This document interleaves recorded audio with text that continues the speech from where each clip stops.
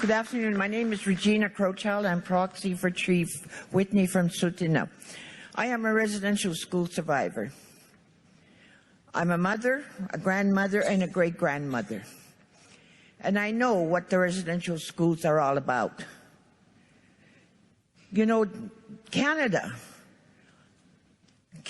hired those institutions to set up residential school for us, to get rid of the Indian in us, to not know who we are and what our history is, what our language is, what our ceremony is, what our governance structures are. Indian culture is a contradiction in terms. They are uncivilized. The aim of education is to destroy the Indian. Nicholas Flood David Report, How to view 1879. the troubles of life in a Christian perspective. I would invite you to maybe look at that. You might find it very helpful. We talked about residential schools because this is a big thing right now in Canada. And I know that we Catholics, we're troubled. We're hurt by this a lot in our hearts, right? We're hurt in our hearts a lot by that. Absolutely. And I know in this question that it's not a simple one. It's not a simple question. And in my role, I get kind of bombarded a lot. Some people say that, you know, the bishop's mitre is kind of like a what do you call that, with a lightning rod. And dealing with media.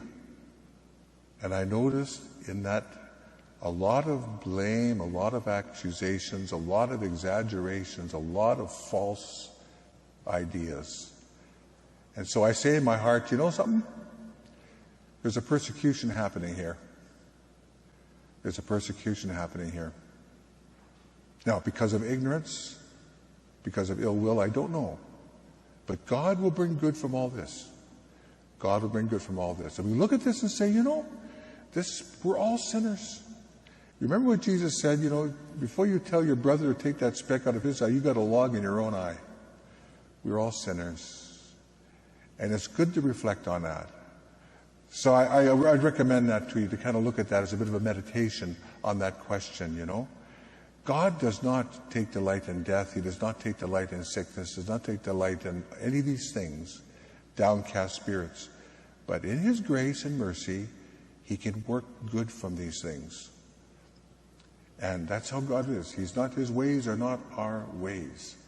God can use these things to bring about good healing and salvation. So God does not take delight in these things. It's part of the reality of our... All because they assume title to our territory. Then they give us a few dollars to shut us up. And now they want reconciliation. Well, yes, there's a lot of good things on those reconciliation. However,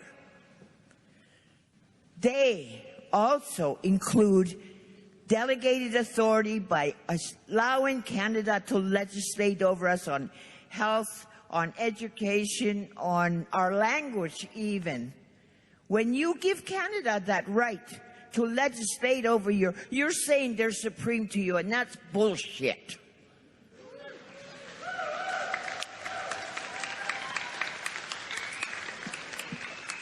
It makes me angry. We all think we're decolonizing. We're not.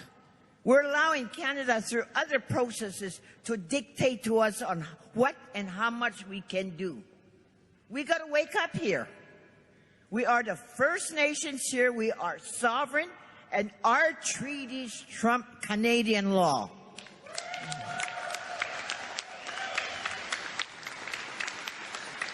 And I'm worried that this melting pot is going to do away with our treaty, implying or manipulating our consent of our sovereignty.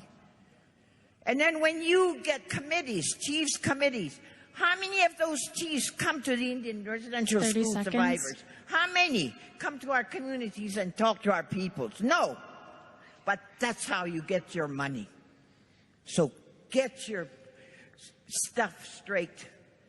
Don't use us to manipulate us and get more money for your organization. This organization's got to restructure and truly represent us as nations. Thank you. Thank you very much.